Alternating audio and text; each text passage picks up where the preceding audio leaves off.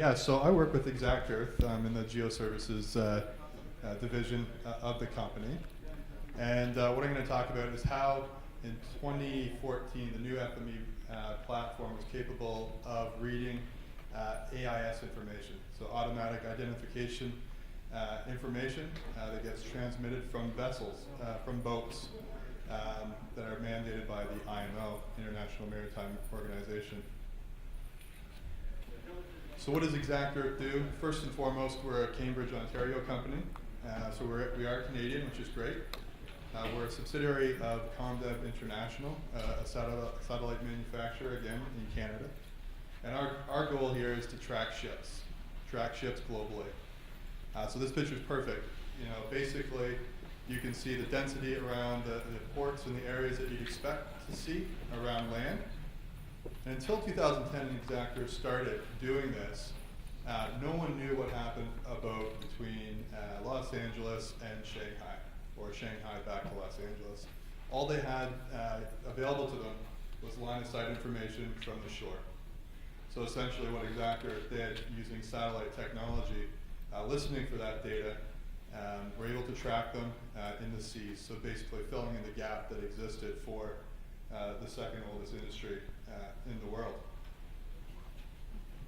I guess the trivia will be what is the first, and that will be an after-hour one. So how do we do that? So I kind of alluded to the fact that what we do is use a constellation of satellites. So we have 5 satellites in orbit today that kind of mimic that little first picture there that looks to be on Google Earth. We downlink all that content, all that data to ground stations located around the world.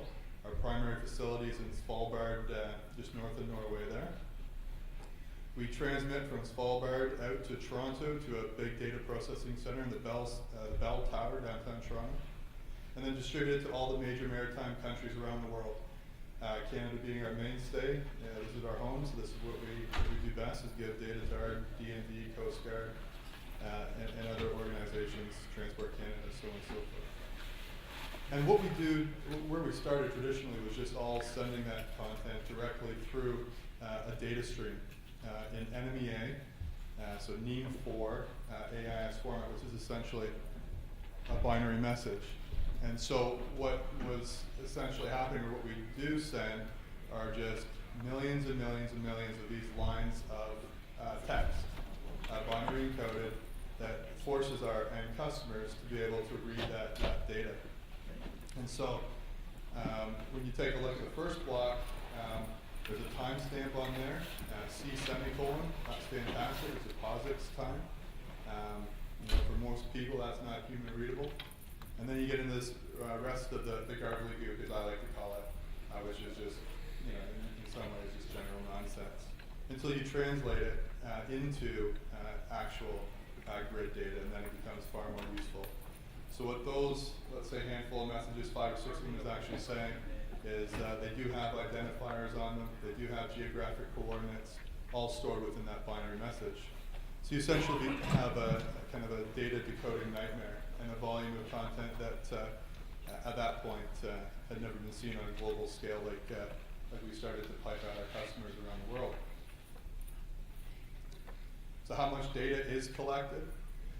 For us, we collect about 5 million AIS transmissions every day globally that account for about 100,000 vessels every corner of the earth every day, again streaming that content in the AIS NEAM4 standard to our customers,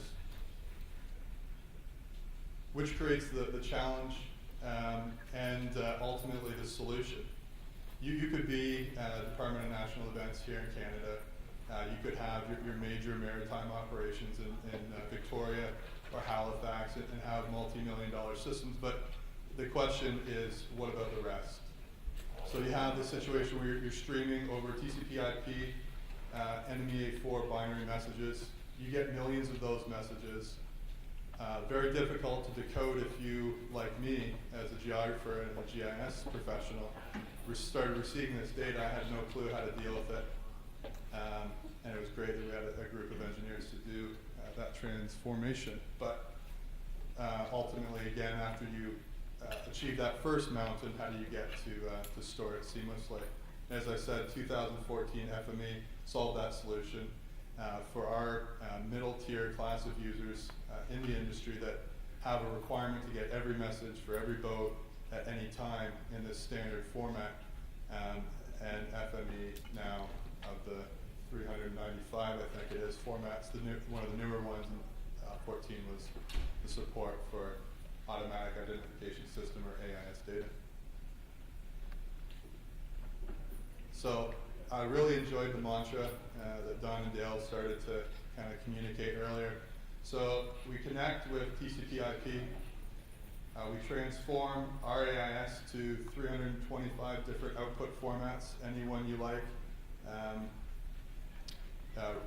Ultimately reads it, converts it, and stores it wherever you like. And what we've come up with the help of the team here in Surrey is creating an actual end-to-end solution using workspace runners that links that main workspace. And then I just put in repeat because I think there might have been a fourth one missed, but you do that 5 million times a day, 365 days a year.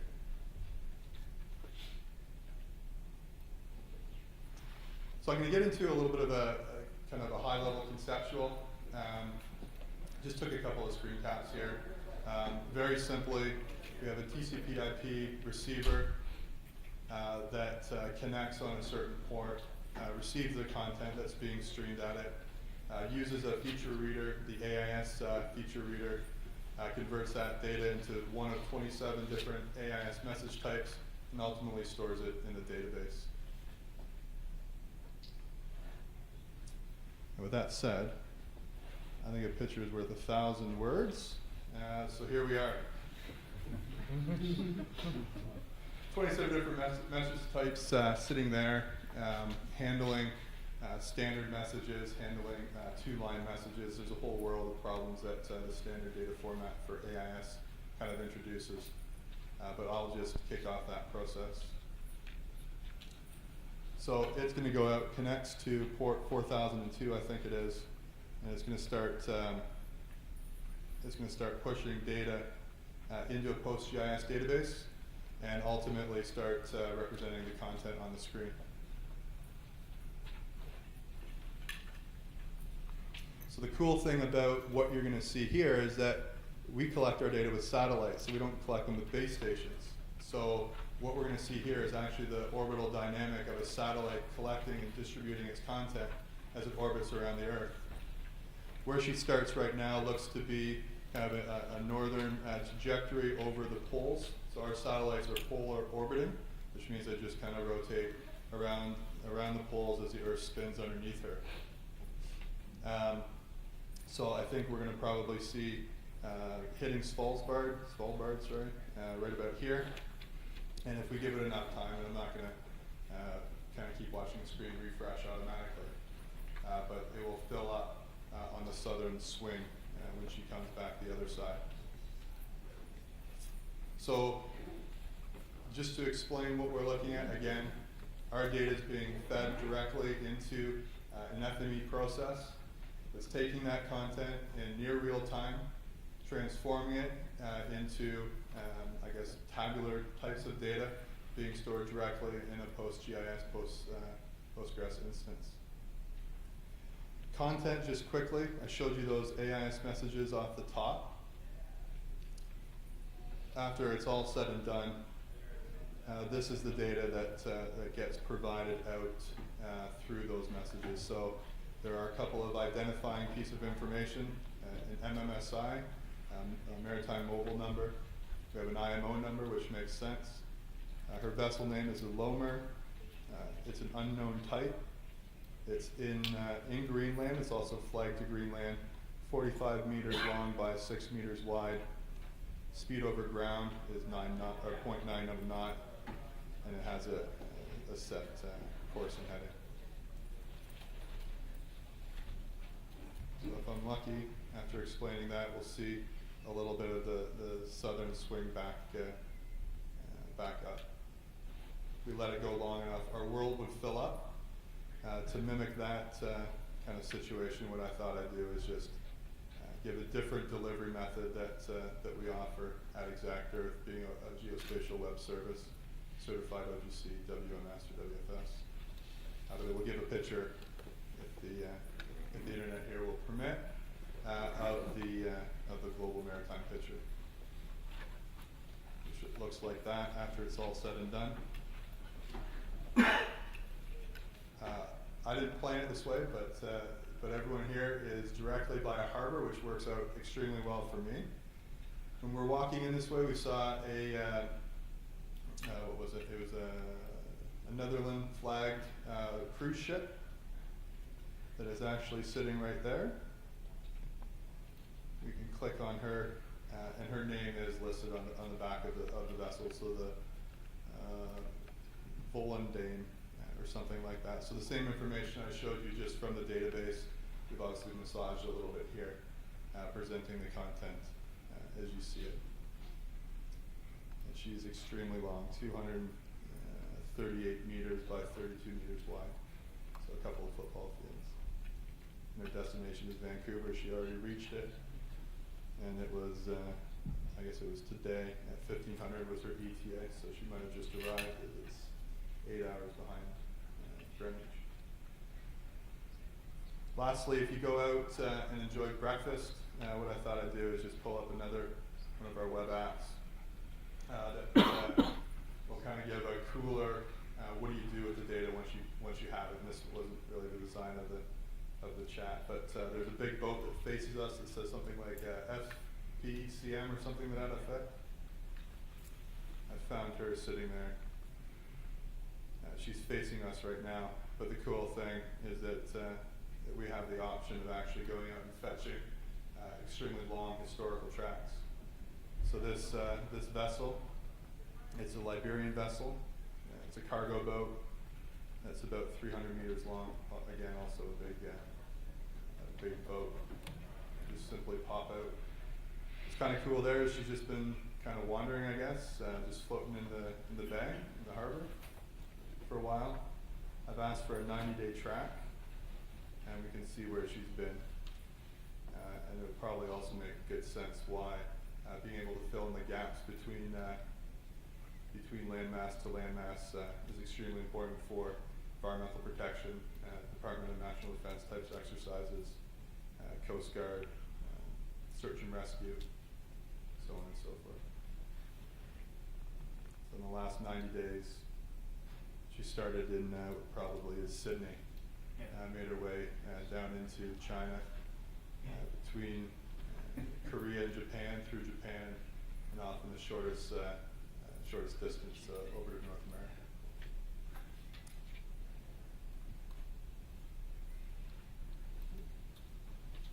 I picked the wrong one.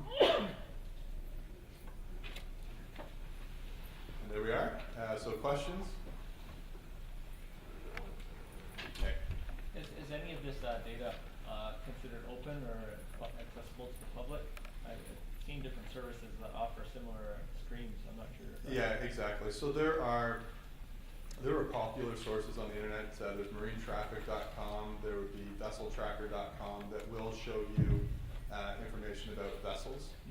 Mm-hmm.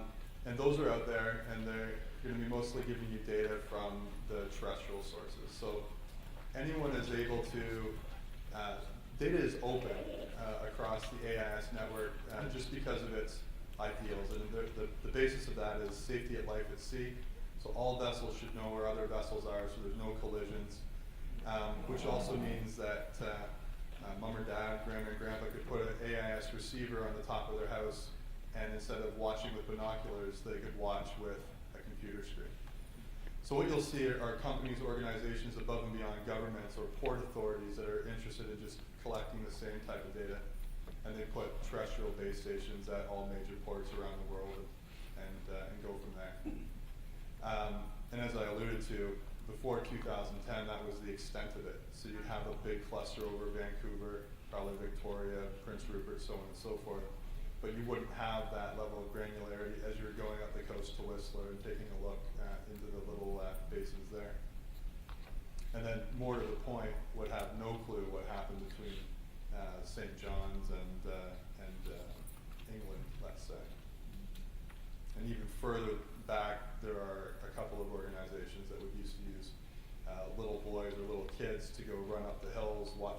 come in and run with them down to the ports to see what's on the boats. So these Lloyd list registries that have been around for 400 or 500 years. So it's tracking ships is not a new thing.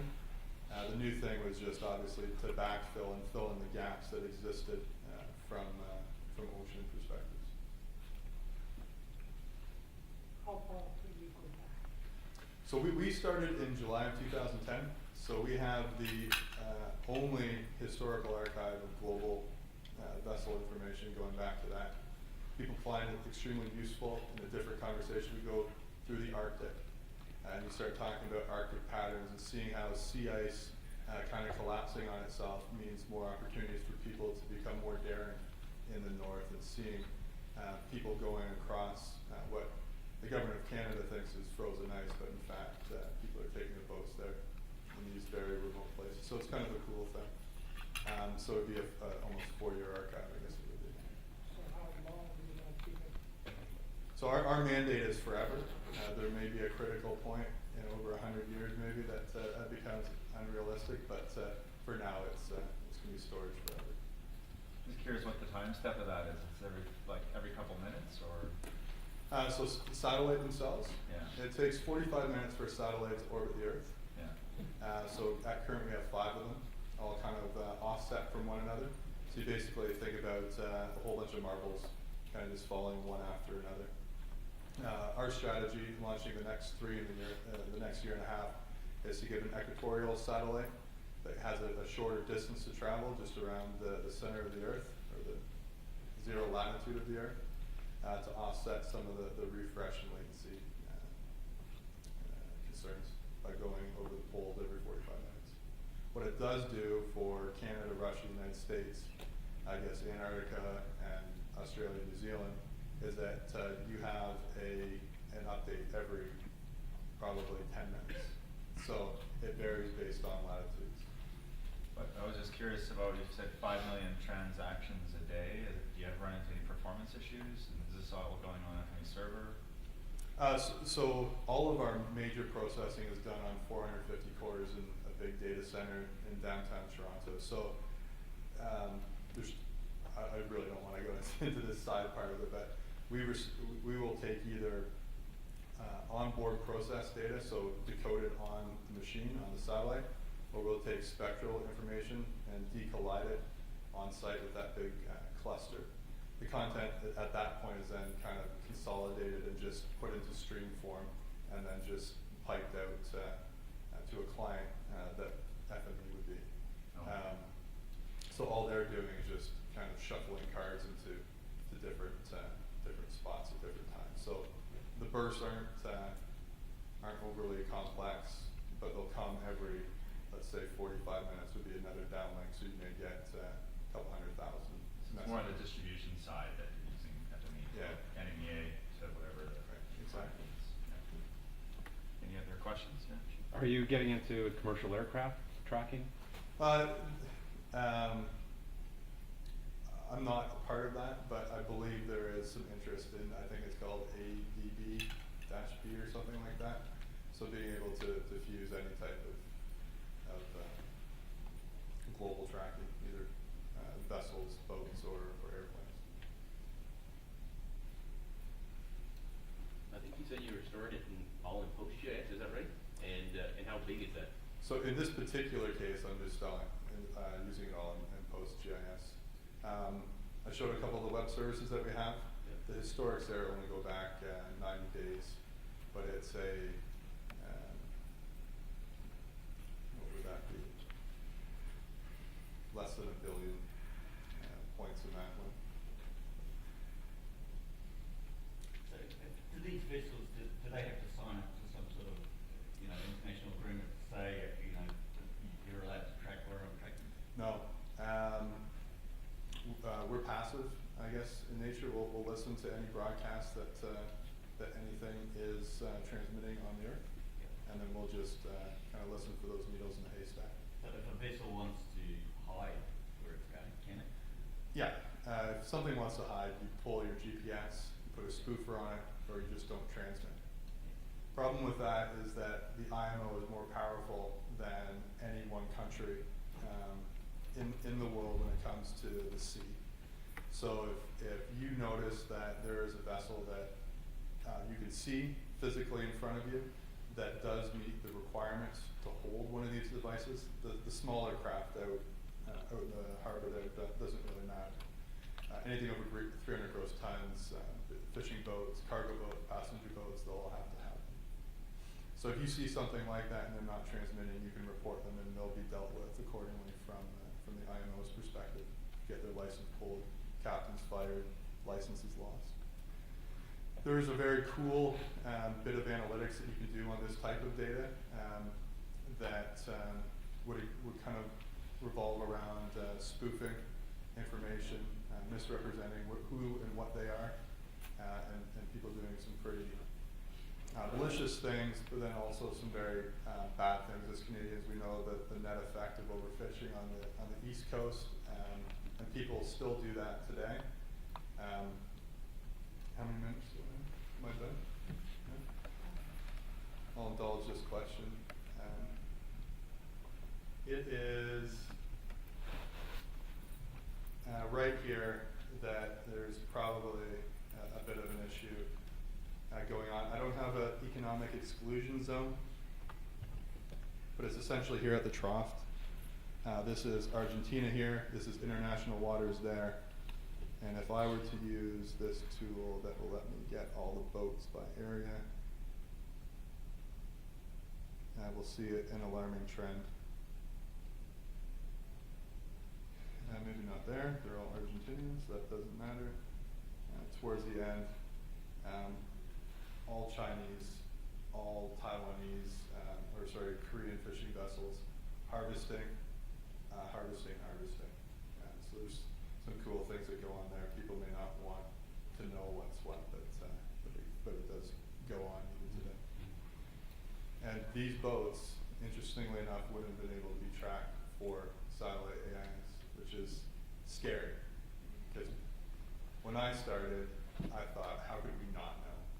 And it was rewarding to see that we can start contributing, not just to defense, knowing who's coming into the country, but also improve environmentally protected areas, fishing, wildlife, and everything to that effect. Have you ended up looking at like patterns of trade as well?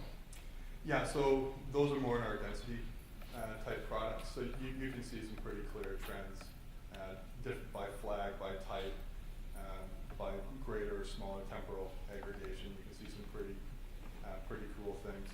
We have a lot of people. Olympic Coast is just south of here in the United States, and they're really concerned with a protected area and what vessels are going into the Juan de Fuca Strait, which is essentially the water that they use to get into Vancouver and Victoria. So there are a lot of cool patterns and trends.